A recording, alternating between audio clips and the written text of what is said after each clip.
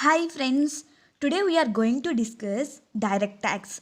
In that, income which do not form part of a total income chapter. First of all, understand the meaning of the chapter name. While calculating the total income of the assessee, Income Tax Act given certain incomes of the assessee are exempt. Basically, we will study Section 10 exemptions in this chapter. What does Section 10 exemption means? It means such income will be not considered as a part of total income. Okay? And exemptions are also divided into two parts. Partial exemption and complete exemption. Okay? Here we will study few Section 10 exemptions and few will study when studying heads of income. And few exemptions are at CA final level, which you will study at CA final level only. Okay. Now we will start which incomes of the assessee are exempt. Already I told section 10 exemptions in this chapter we will study. Okay. First of all, section 10 subsection 1. Agriculture income. So, agriculture income is exempt in the hands of the assessee. Agriculture income means income of cultivator and landowner who has given such land on rent.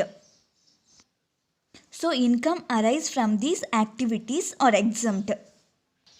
And also, agriculture income can be earned in kind or cash.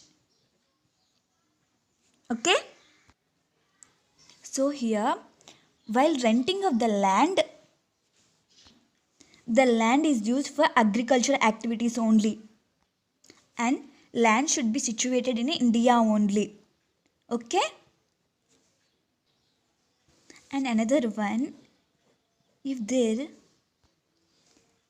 any building in agriculture land, so income arrived from that building also exempt, and also that building is used for agriculture activities only. Okay. Income arrived from building attached to agriculture land required for agriculture purpose or activities or operations, then those income will be exempt. Okay. In order to find out agriculture income, cost of agriculture is treated as expenditure.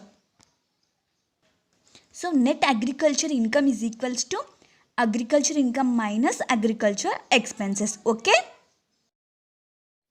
So for this concept, there is a MCQ in ICAI module. So we will see that MCQ. See MCQ 2 in ICAI module. Which of the following would be agriculture income? See option A. Income from breeding of livestock. Income from poultry farming.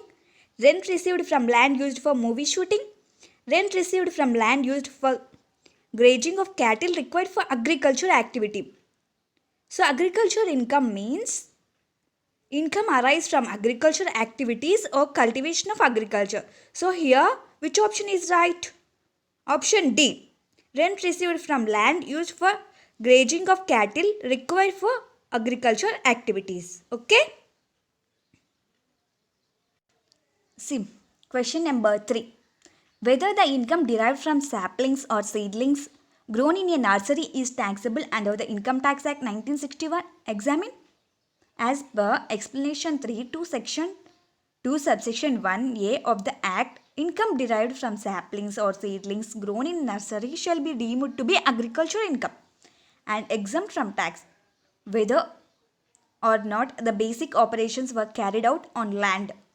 So, it is an activity of agriculture, so it is exempt from tax. See illustration 1. Mr. B grows sugarcane and uses the same for the purpose of manufacturing sugar in his factory. 30% of the sugarcane produced is sold for 10 lakhs and the cost of cultivation of such sugarcane is 5 lakhs. The cost of the cultivation of the balanced sugarcane is 70%, 14 lakhs, and the market value of the same is 22 lakhs. After incurring 1.5 lakhs in the manufacturing process on the balanced sugarcane, the sugar was sold for 25 lakhs. Compute these business income and agriculture income. Okay, here 30% of the sugarcane is sold for 10 lakhs. I already told to you how to calculate net agriculture income. By deducting the agriculture expenses from agriculture income, then we will get net agriculture income. Here agriculture income 10 lakhs. In that agriculture expenses 5 lakhs. So by deducting agriculture expenses we will get net agriculture income 5 lakhs. See here, agriculture income, sale proceeds of sugarcane 10 lakhs less cost of cultivation 5 lakhs, then we will get 5 lakhs. Okay, and further the cost of cultivation of the balanced sugarcane 70% is 14 lakhs and the market value of the same is 22 lakhs. Okay, next 22 lakhs market value of the sugar. For that cost 14 lakhs. So net agriculture income 8 lakhs. Total agriculture income 8 lakhs plus 5 lakhs 13 lakhs. Okay. And next, after incurring 1.5 lakhs in the manufacturing process on the balanced sugarcane, the sugar was sold for 25 lakhs. 70% of the sugarcane is put into further process to get sugar. For that there is an expense 1.5 lakhs. So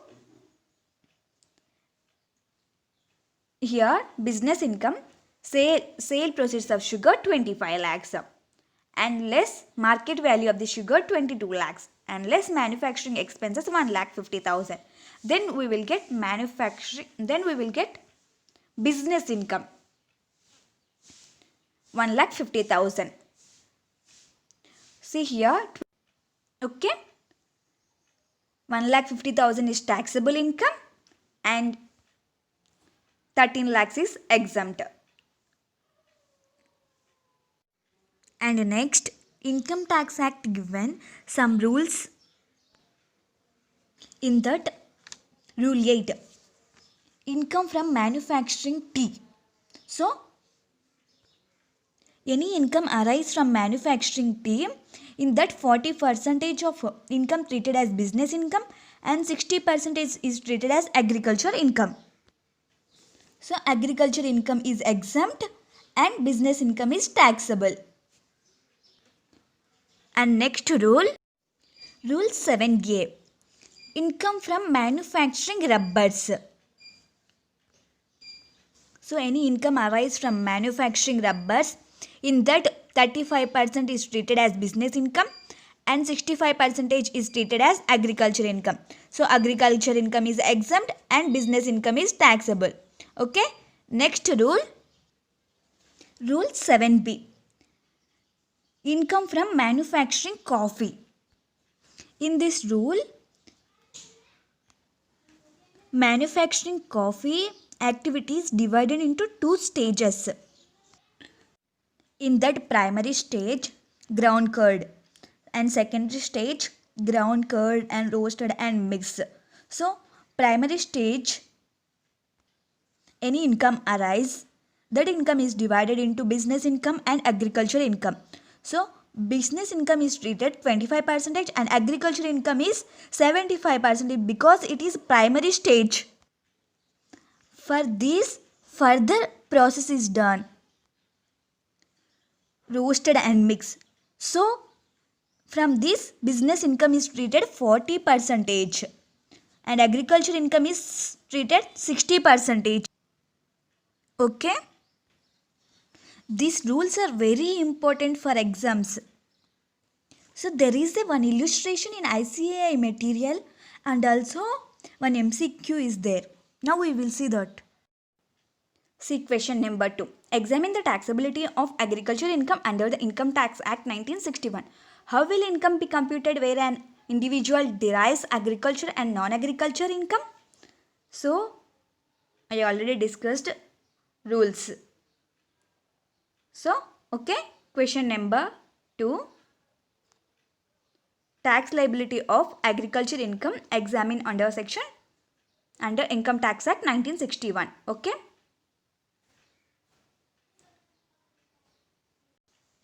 See another illustration. Mr. C manufactures latex from the rubber plants grown by him in India. These are then sold in the market for 30 lakhs. The cost of growing rubber plants is 10 lakhs and that of manufacturing latex is 8 lakhs. Compute his total income. So here Mr. C growing rubber plants. By using that rubber plants, he manufacture latex. These are sold in the market 30 lakhs. So here the cost of growing rubber plants 10 lakhs.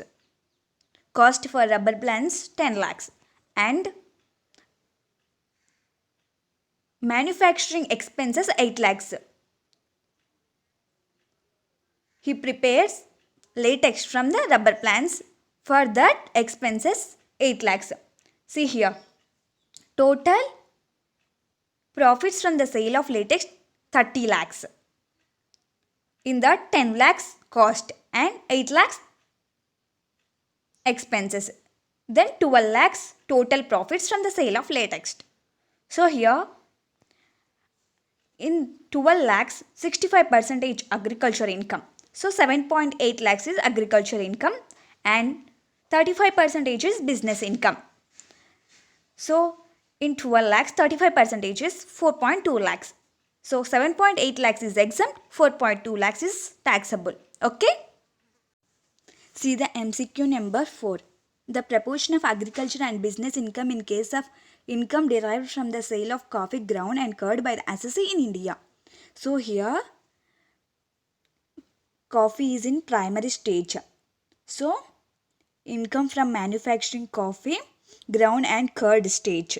So the business income and agriculture income is apportioned 25% business income and agriculture income is 75%. Check the question carefully. They ask first agriculture income and next business income or first business income and next agriculture income. In this question, the proportion of agriculture and business income. So agriculture proportion is 75% and business proportion 25%. Okay. Option B is correct. And next MCQ 5. The proportion of agriculture and business income in case of income derived by the assessee from growing of tea leaves in India and manufacturing of tea is. So income from manufacture of tea. Business income is 40% and agriculture income is 60%. So here they ask first agriculture and next business income. So option C is correct. Okay. And next concept, partial integration of agriculture income with non-agriculture income. So partial integration is applicable only individual HUF, AOP or BOI, artificial judicial person. And also partial integration is applicable for only after satisfying two conditions. They are net agriculture income exceeds 5,000 per annum and next condition non-agriculture income exceeds basic exemption limit. So these two conditions must and should follow. Then only partial integration is applicable. Why this concept is introduced means high tax rate on non-agriculture income. There is a method given by IT Act for calculation of income tax liability. See, calculation of income tax liability as per partial integration. Tax on agriculture income plus total income. So first step 1, calculate agriculture income plus total income and then impose tax as per slab rates. And second step, tax on agriculture income plus basic exemption limit available to individual. And then step 3, income tax payable 1 minus 2. And next, less rebate if there. And next, add surcharge, depends. And next, add education cess at the rate of 4%. Now we will see one illustration. Then you will get clarity on this concept. See, here there is one MCQ from the concept of partial integration. See, MCQ number 6. In case of a resident individual as aged 61 years, partial integration of agriculture income is not required if he is. See, partial integration is applicable only after satisfying two conditions. First condition is net agriculture income exceeds 5,000. Okay? And next, non-agriculture income exceeds basic exemption limit. So here, assessee age 61 years. So his basic exemption limit is 3 lakhs. So here option A, net agriculture income does not exceed 5,000. And option C, non-agriculture income does not exceed 3 lakhs. Read the question carefully. Here, in case of a resident individual aged 61 years, partial integration of agriculture income is not required. Not required. Okay? When required means then net agriculture income exceeds 5,000 and non-agriculture income exceeds 3 lakhs. But here, partial integration of agriculture income is not required. So net agriculture income does not exceed 5,000 and non-agriculture income does not exceed 3 lakh. So option D is correct. Okay. And another MCQ from partial integration, MCQ number 1. The concept of partial integration of agriculture income with non-agriculture income is applicable to. So applicable to partial integration applicable to individual, HUF, AOP or BOI, artificial judicial person. Okay. Option A, option B, option C, all persons will cover. So option D. Okay.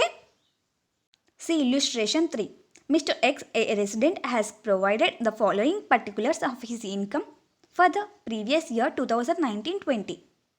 Income from salary 2,80,000, income from house property 2,50,000, agriculture income from a land in Jaipur 4,80,000, expenses income for earning agriculture income 1,70,000.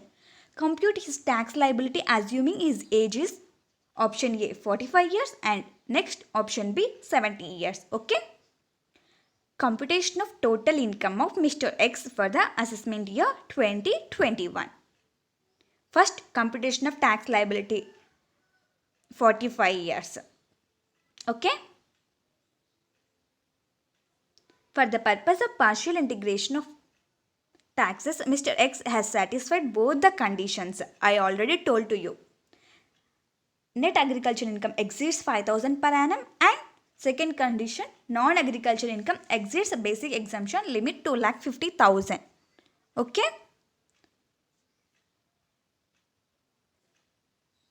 His tax liability is computed in the following manner. Income from salary, how much? 2,80,000. House property 2,50,000. And net agricultural income. So net agricultural income means agriculture income minus agricultural expenses. Here agricultural income is 4,80,000 and agricultural expenses is 1,70,000. Net agriculture income is 3,10,000. So agriculture income is exempt now. So 3,10,000 is exempt. So gross total income 5,30,000. Income from salary, income from house property. And there is no deduction under 6A. So total income 5,30,000. Calculation of income tax liability as per partial integration pro forma I already told to you. So, first agriculture income plus total income. Agriculture income how much? 3,10,000 and total income 5,30,000. Total 8,40,000 on the tax, imposed tax according to slab rates. So, now calculation of income tax liability as per partial integration. Step 1, agriculture income plus total income on that imposed tax according to slab rates. So, here agriculture income is 3,10,000 and total income is 5,30,000. So, total 8,50,000 on that imposed tax rates according to slab rates. So, 3,40,000. And next step 2, tax on agriculture income plus basic exemption limit available to individual. Agriculture income is 3,10,000 and basic exemption limit is 2,50,000. So, here age of assessee is 45 years. Okay. So, tax on 5,60,000, 24,500. Okay. Calculate tax rates. And next step 3. Step 3, income tax payable 1 minus 2. So, here 80,000 minus 80,500 minus 24,500. Then income tax payable 56,000. And fourth step, okay, so total tax payable 56,000. In that 4% education cess. So total 58,240 as per partial integration income tax liability. Okay. Next option B, computation of tax liability for the assessee 70 years. So, same manner, okay people, you should do. Okay, next we will see some exemptions which were covered in section 10. First, section 10, subsection 1. This section I already told to you, agriculture income is exempt in the hands of assessee. Section 10, subsection 1 is agriculture income is exempt in the hands of the assessee. Okay. Next, section 10, subsection 2. Share income of the members from HUF is exempt in the hands of the members. Okay. Any income share received by the members from HUF is exempt. Okay. See illustration 4. Mr. A member of a HUF, received 10,000 as his share from the income of the HUF. Is such income included in his chargeable income? Examine with reference to the provisions of the Income Tax Act. No. Such income is not included in Mr. A's chargeable income since section 10 subsection 2 exempt any sum received by an individual as a member of HUF where such sum has been paid out of the income of the family. Okay. Next, section 10 subsection 2A. Partner's share of income from partnership firm is exempt. Here HUF, here partnership firm.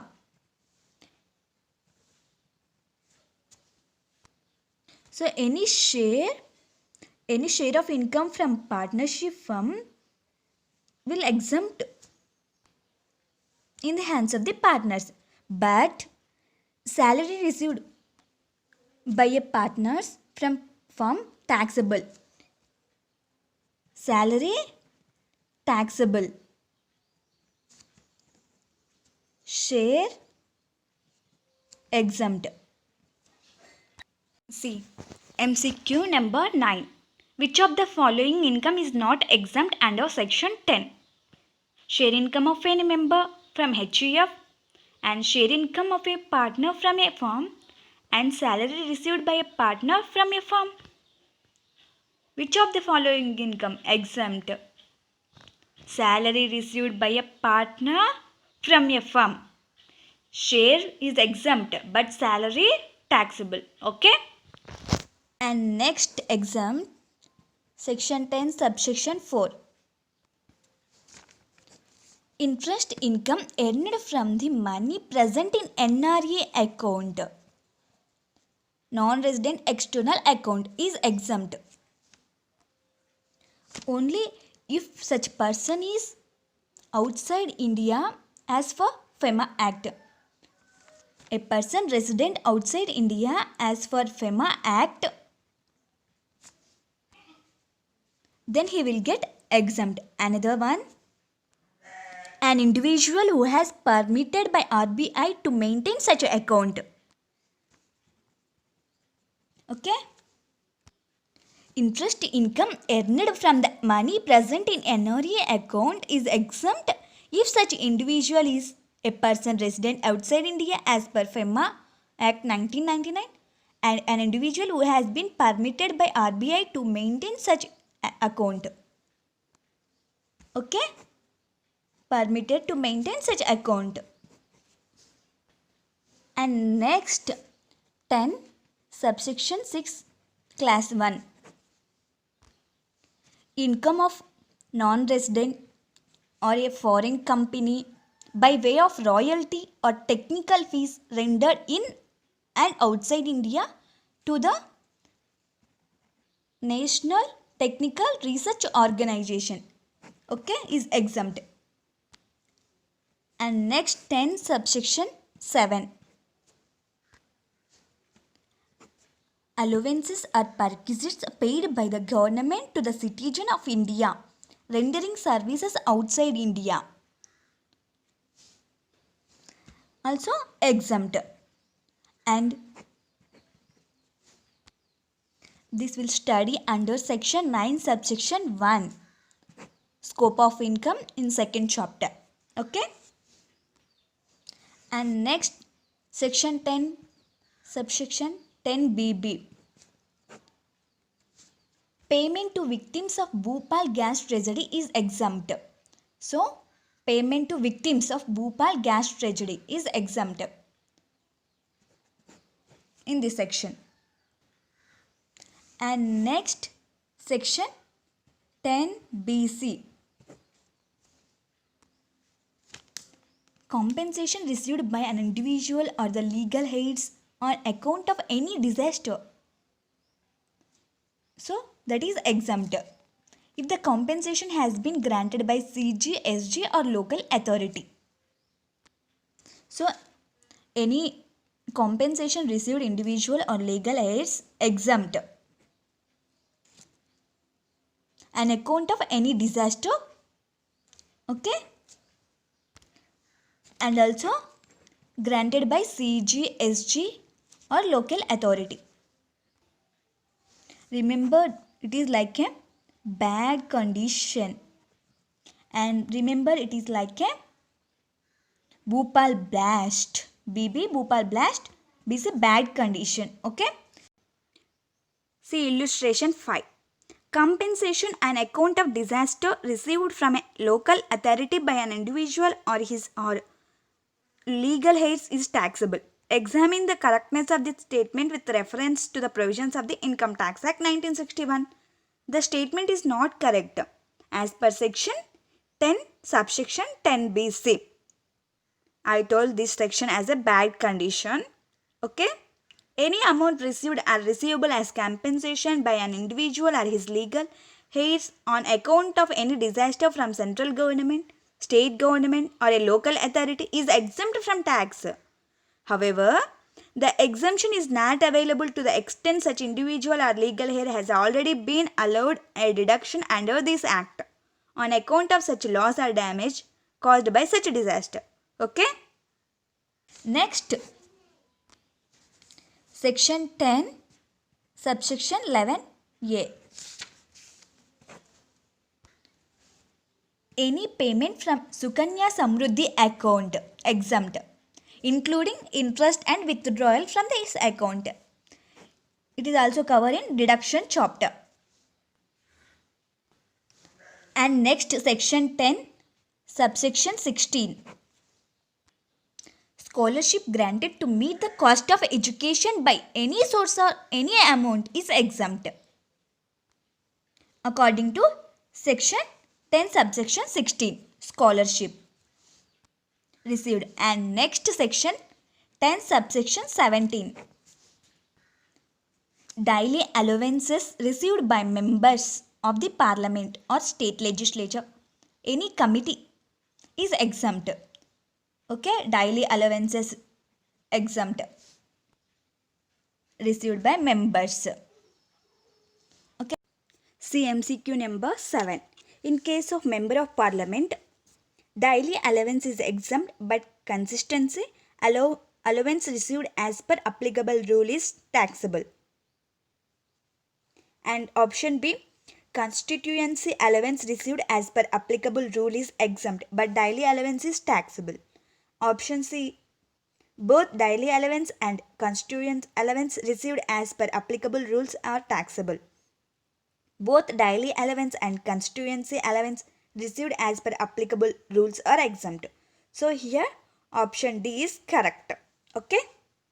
Okay, next section 10 subsection 17A. Award in cash or kind for literary, scientific and artist work and other awards by the government are exempt. Okay, awards.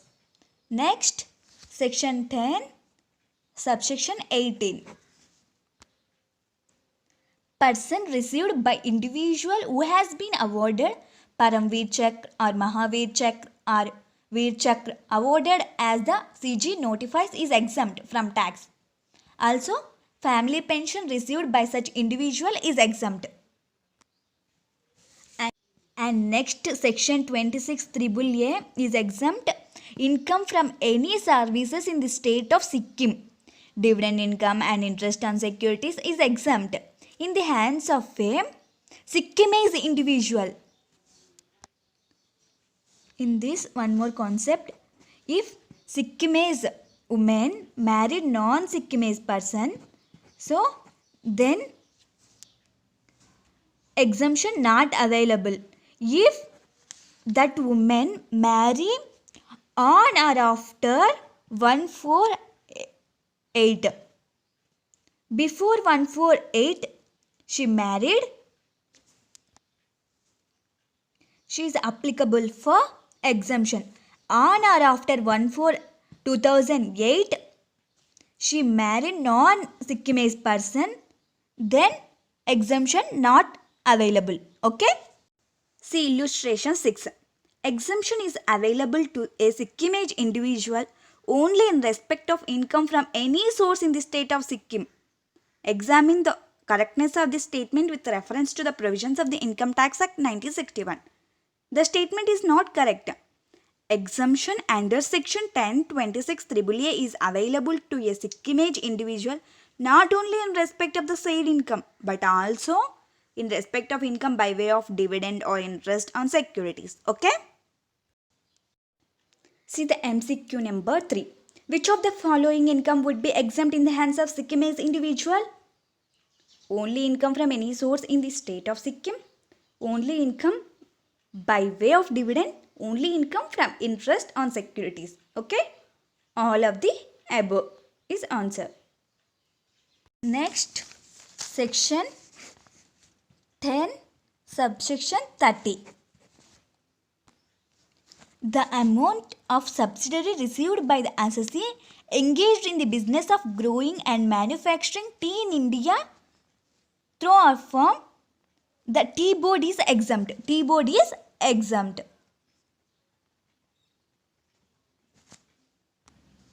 So, any subsidiary received by the assessee in the business of manufacturing tea in India from tea board is exempt.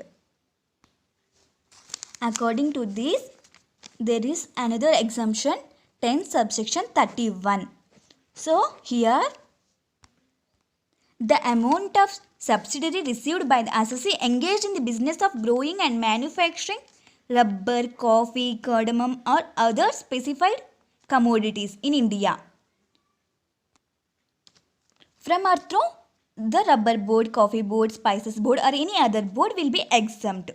Okay. So here manufacturing tea is exempt from tea board, and here any subsidy received exempt, and here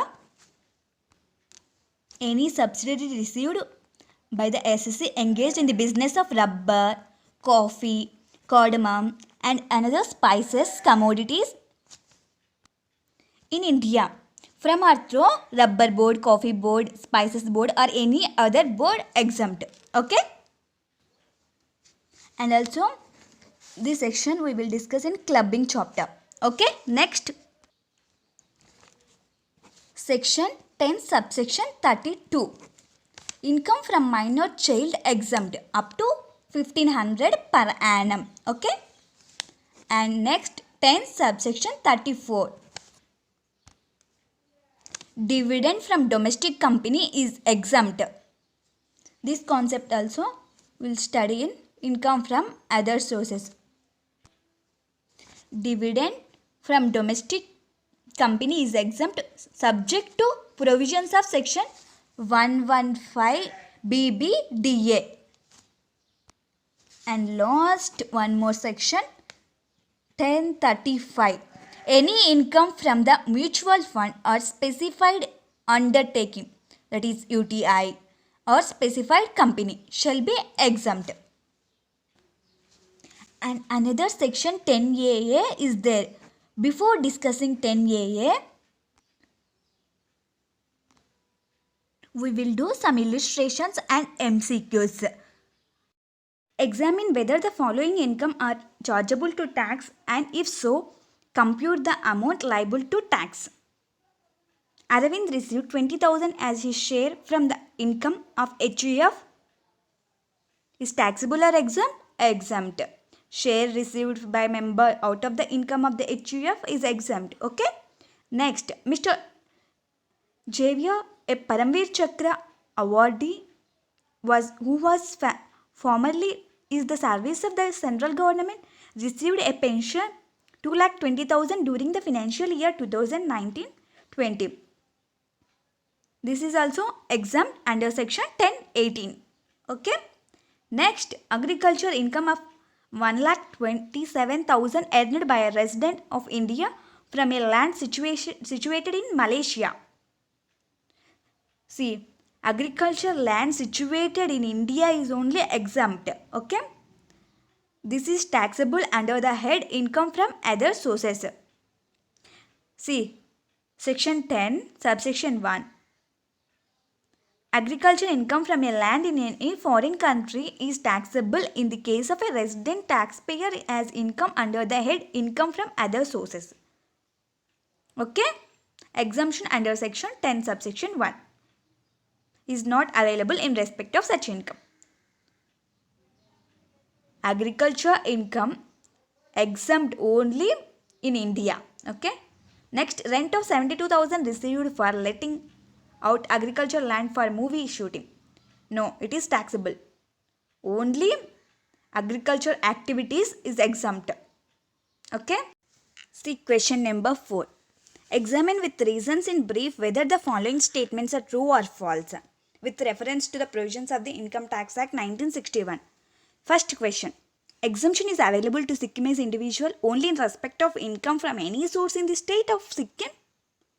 No.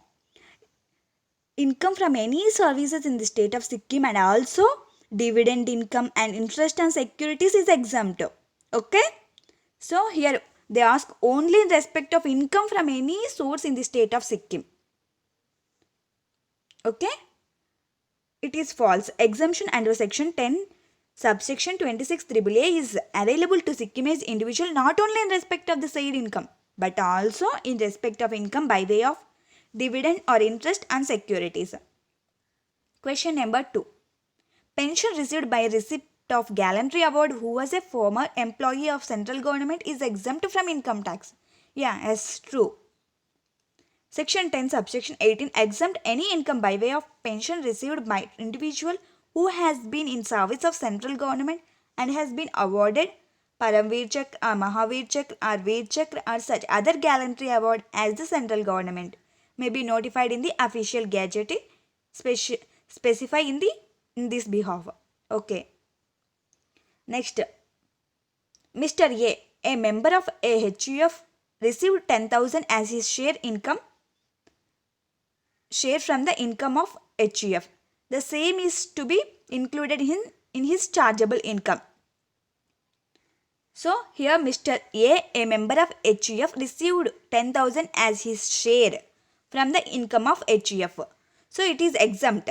But here chargeable income, they ask the same is included in chargeable income. So it is false. Section 10 subsection 2, exempt any sum received by individual as a member of a HUF where such a sum has been paid out of the income of the family. Therefore, 10,000 should not be included in Mr. A's chargeable income. Okay. See next section 10AA. Okay. From this section, they may ask 5 marks question. Okay. It is very easy in CA inter level, but in CA final level much more. Okay. This section says entrepreneur established an unit in SEZ. SEZ means Special Economic Zone, which begins to manufacture products or articles or things, services between period 1/4/2006 to 1/4/2021. Previous years. Then exemption is allowed in the form of first 5 years. So, established an unit in SEZ, first 5 years, 100% of profit from export business. And next 6 to 10 years, 50% of profits from export business. And next 5 years, 50% of profit from export business and amount transfer from PNL to SEZ reinvestment reserve account. So whichever is lower. Okay. Here first 5 years means 0 to 5. So a business person established a business unit in SEZ for the purpose of manufacturing of products, articles or things or services between this period. Then the following exemption is allowed. Basically, SEZ established areas are backward areas. So, to develop these areas, government gave exemption to establish any unit in SEZ. There is a formula to calculate exemption under section 10AA. So, profit of unit in SEZ into export turnover of unit in SEZ divided by total turnover of unit in SEZ according to the percentage is based on this. Okay. Here 11 to 15. Okay. First 5 years and next 5 years and next 5 years. According to this percentage, they calculate exemption under section 10AA by using this formula. See the illustration 7. Y Limited furnishes you the following information for the year ended 31/3/2020. So, particulars: total turnover of Unit A located in SEZ 100 and profit of the business of Unit A 30 and export turnover of Unit A 50 and total turnover of Unit B located in domestic tariff area 200. Profit of the business Unit B 20. Compute deduction under section 10AA for the assessment year 2020-21, assuming that Y Limited commenced operations in SEZ and DTA in the year 2016-17. Okay. See, 100% of the profit derived from export of articles or things or services is eligible for deduction under Section 10AA, assuming that financial year 2019-20 falls within the first 5 years period commencing from the year of manufacture or production of articles or things or provision of services by the unit in SEJ. As per Section 10AA subsection 7, the profit derived from export of articles or things or services shall be the amount which bears to the profit of the business of the undertaking, being the unit, the same proportion as the export turnover in the respect of articles or things or services bears to the total turnover of the business carried on by the undertaking. Deduction under Section 10AA. See formula. Profit of the business of unit A into export turnover of unit A divided by total turnover of unit A. Here, profit of the business unit A 20. See.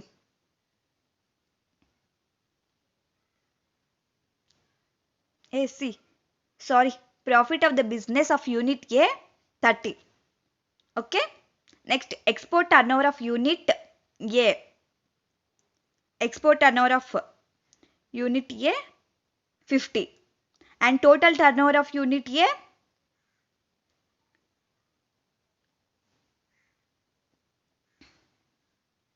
total turnover of unit A located in SEJ 100. Okay. So, exemption 15 lakhs under Section 10AA. No reduction under Section 10AA is allowable in respect of profits of business unit B located in DTA. Only exemption is allowed if the unit is established in special economic zone only. In other areas, there is no exemption allowable. Okay. See question number 5. Rudra Limited has one unit at SEJ and other unit at DTA. The company provides the following details for the previous year 2019-20. So total sales 600 lakhs in Rudra Limited and unit in DTA 200 lakhs. And export sales 460 lakhs Rudra Limited and units in DTA 160 lakhs. Net profit 80 lakhs in Rudra Limited and unit in DTA 20 lakhs. Okay. Here Rudra Limited has one unit and SEJ and other unit in DTA. So here they given amounts in unit DTA and SEJ amounts are calculated by deducting unit DTA amounts in Rudra Limited. So here 600 lakhs minus 200 lakhs total sales, then 400 lakhs SEJ total sales. So and export sales of SEJ is 460 lakhs minus 160 lakhs. So remaining amount comes under SEJ unit. Unit in SEJ. So and net profit also 80 lakhs minus 20 lakhs. So remaining 60 lakhs comes under SEJ unit. Okay. Calculate the eligible deduction under Section 10AA of the Income Tax Act 1961 for the assessment year 2020-21 in the following situation. See first question. If both the units were set up and start manufacturing from 22/5/2012. Okay. DTA and SEJ both units start at 2012. So here if unit in SEJ was set up and began manufacturing from 22/5/2012, assessment year 2020-21 is the 8th assessment year from 2013-14 to 2020-21. Okay? In which the SEJ unit began manufacture of articles or things, it shall be eligible for deduction of 50% of the profit derived from export of such articles or things, assuming all other conditions specified in Section 10AA are fulfilled. Okay. Profit of unit in SEJ 60 lakhs and export turnover of unit in SEJ 300 lakhs and total turnover of unit in such 400 lakhs into 50%. So 22.50 lakhs is the exempt for such unit. And next question. If both the units were set up and start manufacturing from 14/5/2016,